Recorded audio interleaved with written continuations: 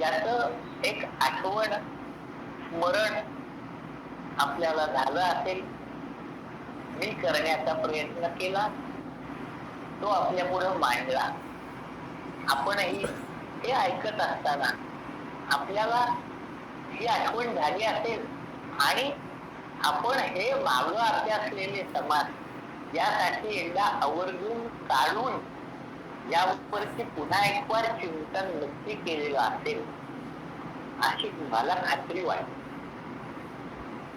कारण या प्रकारच्या आपल्या प्रतिक्रिया समूहावरती येतात, यावरून आपण चिंतन करता आहात असं मला कळतंय. आणि आपण ज्या प्रतिक्रिया देता त्या मलाही चिंतनाला प्रवृत्त करतात. मी मांडलेला विचार योग्य पद्धतीनं मांडला गेला का, तो आपल्यापर्यंत पोहोचला का, का अजून काही त्यामध्ये त्रुटी आहेत, त्या त्रुटी माझ्या असणार आहेत, समर्थांच्या नाही. पण त्याची जाणीव मला होते आणि मला अभ्यास करता येतो की या माझ्यातल्या त्रुटी कशा कमी करता येईल. हा अभ्यासच करावा लागतो. आणि या दृष्टीनं आपण या ग्रंथारंभ लक्षणात अनुबंध चतुष्टय यामध्ये या चौकटीत हा ग्रंथ कसा आहे याचा विचार आणि त्यासाठी अधिकार कसा असावा, त्यासाठी साधन चतुष्टयाचा विचार केला. आणि आता आपल्याला ग्रंथाची लक्षणं ती लक्षात घ्यावी लागतात.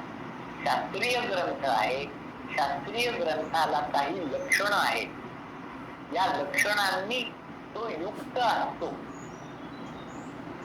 असा जर या 6 लक्षणांनी युक्त असेल तरच त्याला शास्त्रीय ग्रंथ म्हणता येईल.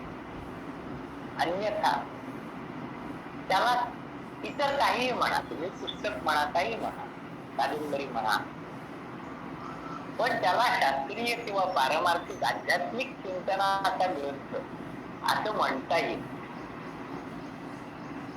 आणि या दृष्टीनं ग्रंथाची लक्षणं उपक्रम, उपसंहार, अभ्यास, अपूर्वता, अर्थवाद हे ग्रंथाची लक्षण आहेत.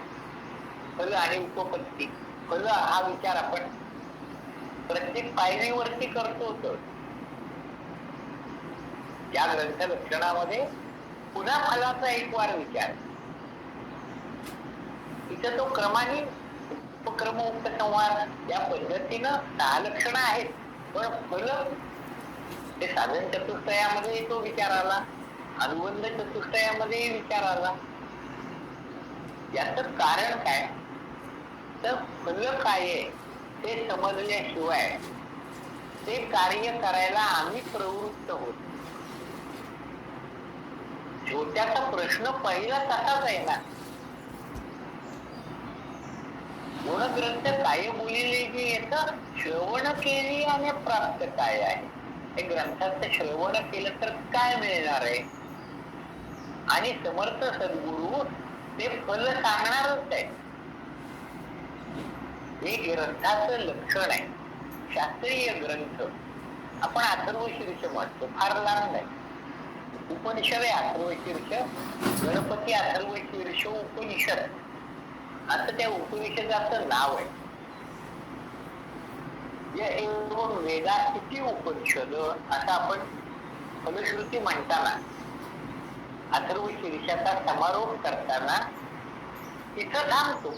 य एवं वेदा किती उपनिषद, तिथं उपनिषद पूर्ण झालं असं आपण म्हणून थांबतो.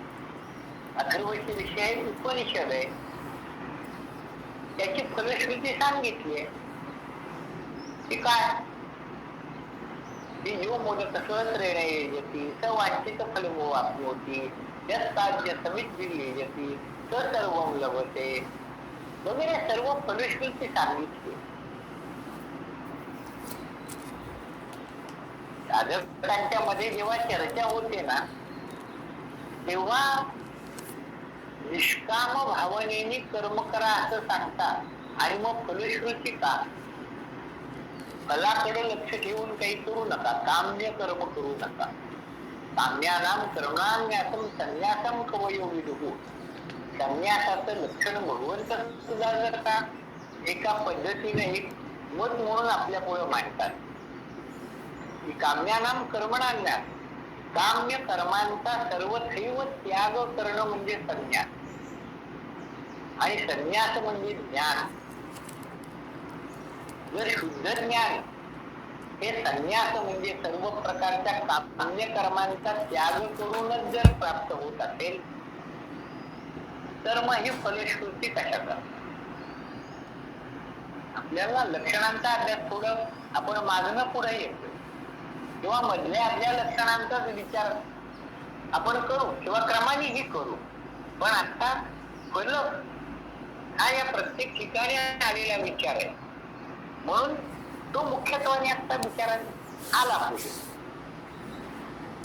ती फलश्रुती कशा करतात? तर हा मनुष्याचा साहजिक एक स्वभाव आहे की आपल्याला जे काही करायचे किंवा करा असं सांगतात ते केल्यानंतर त्याचा परिणाम काय होणार आहे, त्याच्यापासून आपल्याला प्राप्ती काय होणार आहे हे तो आधी विचारात घेतो. शेतामध्ये जेव्हा बी पेरलं जात तेव्हा काय पेरतो आहोत हे समजून शेतकरी पेरतो. नाहीतर कुठलं तरी बी मिळालं आणि ते नेऊन शेतात पेरलं आणि अपेक्षा काहीतरी वेगळी केली तर फल तसं मिळत. कर्माचा आरंभ फलप्राप्तीच्या हेतूनच केला जातो आणि मनुष्य कर्म करतो. कर्म करणं हे त्याच्यासाठी अनिवार्य आहे. कर्म करणं त्याला टाळता येत नाही आणि म्हणून कर्मफलाचा विचार हा मनुष्य आयुष्यभर करतात. त्या वृद्धाची एक गोष्ट सांगतात की अगदी आता हातपाय थरथर कापतायत, त्राण नाही अंगामध्ये, मान लोणची हलतीये आणि अशा वेळेला तो वृद्ध एक आंब्याचं रोप आपल्या घराच्या पुढे लावत होता. त्याला विचारणार आहे, आजोबा तुम्ही हे झाड कशा करता लावताय, तुम्ही याची फळं तुम्हाला खायला मिळतील असं वाटतंय का? तर तो म्हणतो मला माहिती आहे ना की याला जेव्हा फळं लागतील त्याला किमान 4 वर्ष तरी लागतील कलमी असल्यामुळं. तो जर का कलमी नसेल तर 10 वर्ष लागतील, पण कलमी असल्यामुळे 4 वर्ष तरी याला किमान लागतील. 4 वर्ष माझं आयुष्य नसेलही पण माझी बाकीचे आहेत ना, घरातले माझा मुलगा आहे, माझ्या मुली आहेत, सुना आहेत, नातवंड आहेत, त्यांना त्याचं फळ मिळेल. म्हणजे कर्म केल्यावर त्याचं फळ मिळणार आहे, ते मला उपभोगायला मिळेल का नाही हा विचार मनुष्य अगदी गौणत्वाने करतो आणि म्हणूनच कुटुंब व्यवस्था चालते हे आपण जाता जाता लक्षात घेणं आवश्यक आहे. पशुप्रमाणे जर का मनुष्य आपल्या पुरताच विचार करत असेल तर एकमेकावर जसे गुरगुरतात. विशेषतः कुत्रं पहा,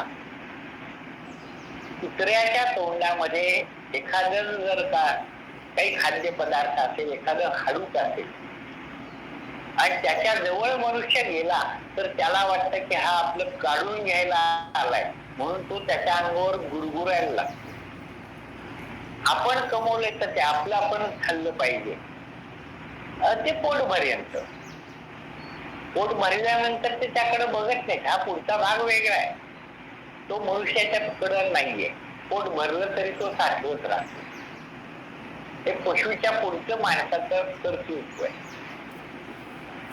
आपल्याला जेव्हा दासबोधासारख्या शास्त्रीय ग्रंथाचा अभ्यास करायचा आहे तेव्हा आता सर्वंकष विचार आपल्या भूमिकेचा करता यावा लागतो.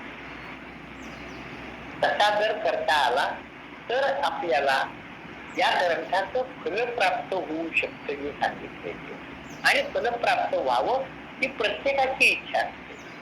मनुष्याच्या ठिकाणी मला पुण्य मिळालं तर माझ्या पुण्याचा परिणाम माझ्या कुटुंबियांनाही होईल, माझ्या समाजालाही होईल, अखिल मानव जातीलाही होईल, या हेतूने मनुष्य कर्म करतो.